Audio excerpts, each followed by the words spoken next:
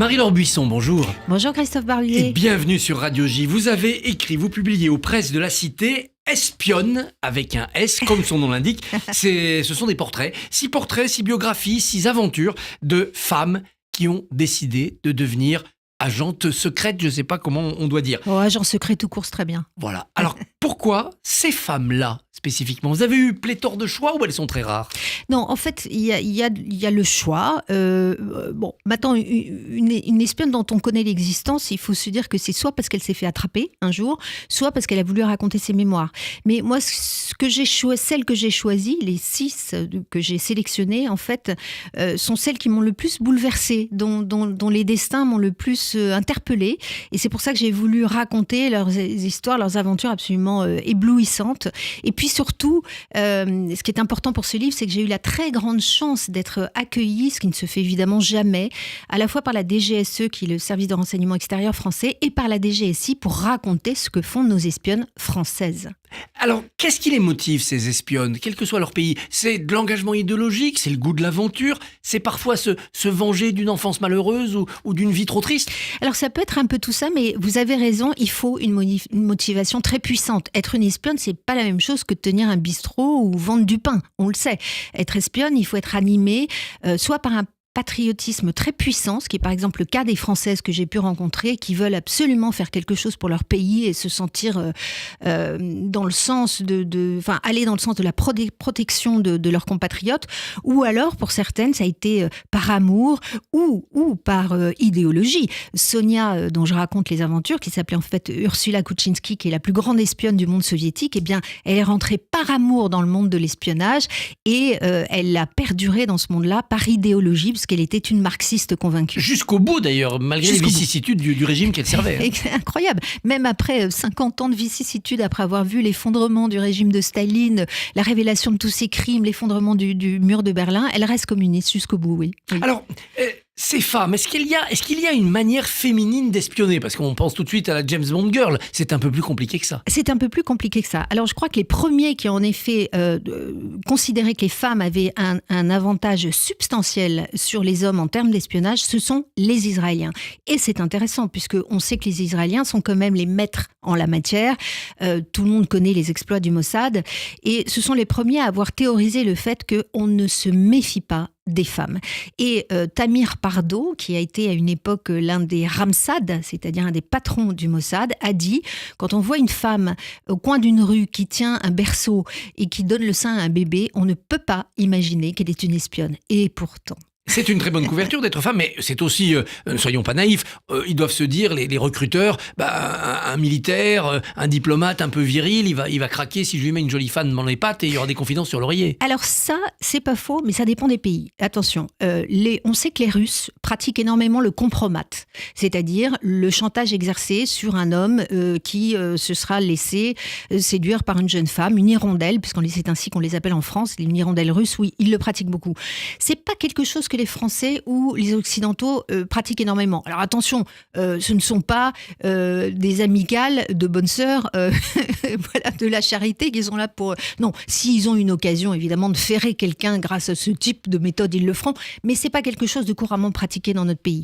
Alors attachons-nous maintenant au destin de Sylvia. Sylvia, l'espionne du Mossad, mais vous intitulez votre chapitre « L'espionne sud-africaine du Mossad ». Alors expliquez-nous pourquoi. Elle est incroyable. Alors Sylvia est en couverture de mon livre. C'est une très très belle femme, grande, brune, magnifique. Sylvia est sud-africaine.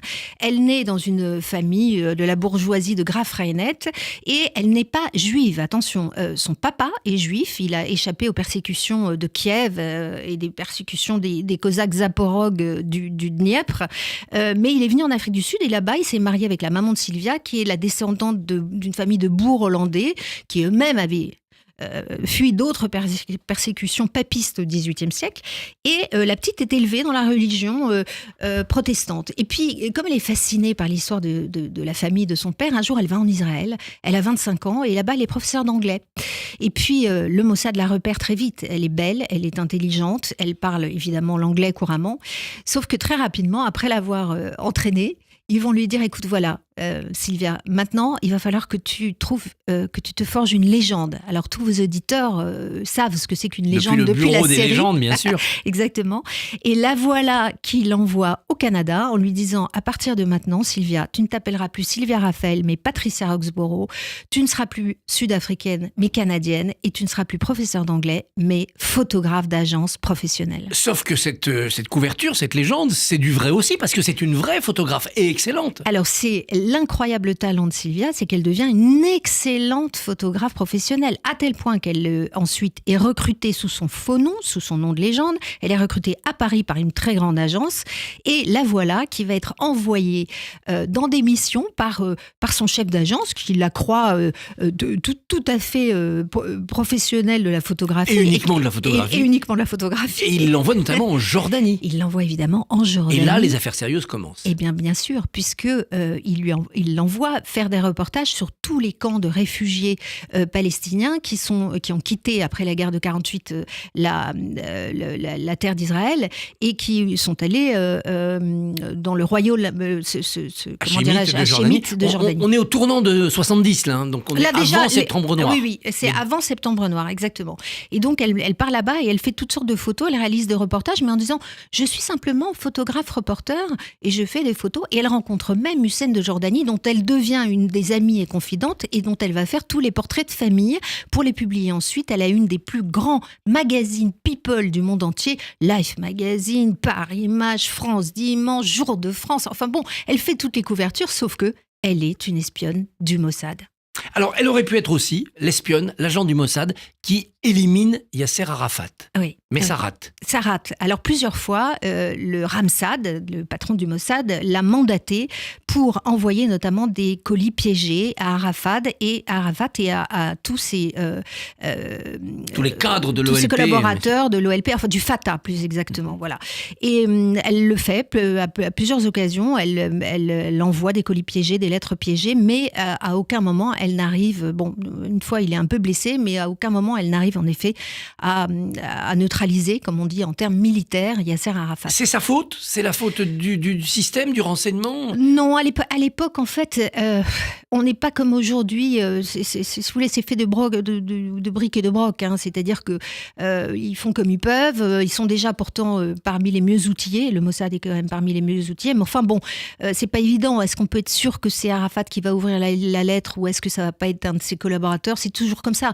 Souvenez-vous, dans un autre cadre, à une autre époque, nombreux sont ceux qui ont essayé d'assassiner Hitler et ça a toujours été très compliqué. Donc, les beepers, depuis, ont été plus efficaces. Alors ensuite, il y a, bien entendu, la prise d'otage des athlètes israéliens à Munich, le massacre et l'expédition punitive. Comment le Mossad va retrouver tous ou presque tous les auteurs de cet attentat ? Quel est le rôle de Sylvia dans cette traque ? Le rôle de Sylvia est essentiel. Et d'ailleurs, j'en veux un petit peu, pour tout vous dire, à Monsieur Spielberg, qui a fait un film qui s'appelle Munich, qui était un film remarquable sur la traque, en effet. Mais il a cru bon de devoir remplacer le personnage de Sylvia Raphael par Daniel Craig, qui d'ailleurs a joué James Bond. Mais en réalité, le personnage joué par Daniel Craig, c'est Sylvia. Et Sylvia va servir d'appât pour tous ces messieurs qui ont collaboré avec Ali Hassan Salamé, le prince rouge, le fils spirituel de Yasser Arafat, concepteur, organisateur de l'attentat des Jeux Olympiques de Munich. Elle va servir donc dans l'opération Colère de Dieu de vengeance, d'appât pour que tous ces hommes puissent être à portée de main du Mossad et pour opérer leur élimination. Elle prend des risques, mais elle ne tue pas elle-même. Elle ne tue pas elle-même, non. Par exemple, c'est elle qui donne le go aux équipes du Mossad lorsqu'elle est à Rome pour éliminer un certain Abdel Tzfeiter, qui est un Palestinien qui travaillait à l'ambassade de Libye à Rome. Parce qu'il faut bien imaginer qu'à l'époque, l'OLP et le Fatah ont des relais dans toutes les capitales européennes. C'est également elle qui va retrouver le professeur Hamshari à Paris, qui va être éliminé par téléphone piégé.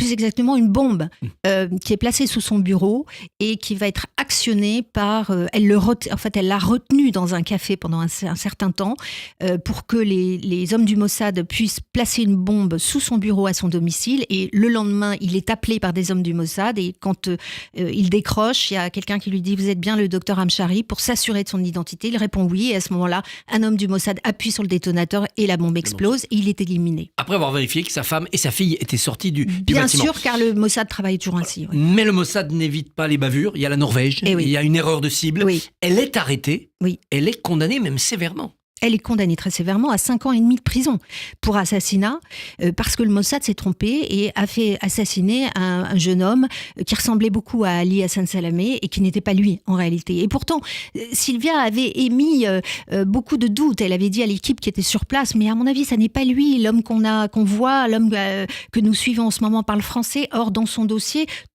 tel que nous l'avons des mains du Mossad, il est dit qu'Ali Hassan Salamé ne parle pas le français. Donc moi j'ai un doute. Mais elle n'est pas écoutée. Elle n'est pas écoutée. Pourtant, ce garçon sera assassiné par une équipe en Norvège à Lillehammer.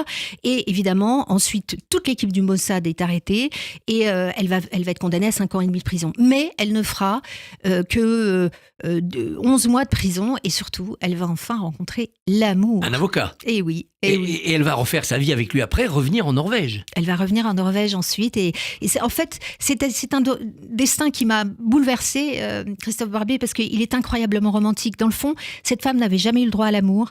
Elle ne s'était jamais mariée, elle n'a jamais eu d'enfant.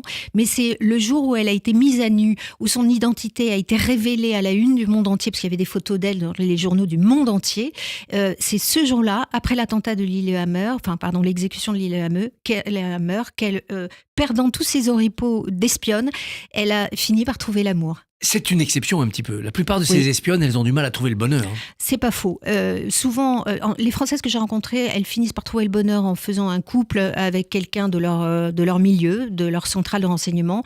Mais il y en a qui n'ont pas eu d'enfants ou qui n'ont pas eu le bonheur. Parce que quand on est marié à la France ou quand on est marié à une idée très puissante qui est la protection des autres ou le patriotisme, c'est compliqué d'être marié à un homme. Salamé, lui, sera tué avec une autre femme, Erika, qui sera clé aussi dans cette réussite. Erika Chambers, alias Pénélope, qui va réussir à le tuer en 1979. Et l'homme est quand même l'auteur d'un nombre invraisemblable d'attentats, de détournements d'avions, dont on se souvient, celui de Zarqa en 1970. Est-ce que la mémoire de ces agentes, de ces espionnes, est célébrée en Israël ou ailleurs ? Alors en Israël, pas que je sache, je sais on retourne dans l'anonymat, quoi. Oui, on retourne dans l'anonymat. D'ailleurs, que pour ce qui concerne les Français, ce dont je parlerai le mieux, évidemment, comme j'ai pas mal fréquenté la caserne des Tourelles, boulevard Mortier, là où est la DGSE, je peux vous dire qu'en arrivant sur la place d'Armes, il y a un mur sur lequel sont clouées un certain nombre d'étoiles bleues, et chaque étoile représente un agent de la DGSE mort en service. Et il y en a malheureusement beaucoup, mais c'est pour qu'ils soient là avec nous, pour qu'on se souvienne d'eux. Ce sont des étoiles anonymes, parce qu'on n'a pas le droit de connaître leur nom, mais oui, en effet, servir son pays dans les services secrets, c'est exposer sa vie. Les familles savent quand même le destin, ce qui est passé. Elles finissent par savoir quand vous rentrez dans les services, vous avez le droit de parler à votre père, à votre mère, éventuellement à votre conjoint, sans jamais dire ce que vous faites exactement, mais vous pouvez dire que vous avez un métier lié au ministère des Armées et qui doit s'opérer dans le secret. C'est tout ce que vous avez le droit de dire. Sylvia, Sonia, Christine, Justine, Amaryllis, ce sont les espionnes. Marie-Laure Buisson, aux Presses de la Cité. Merci, bonne journée. Merci.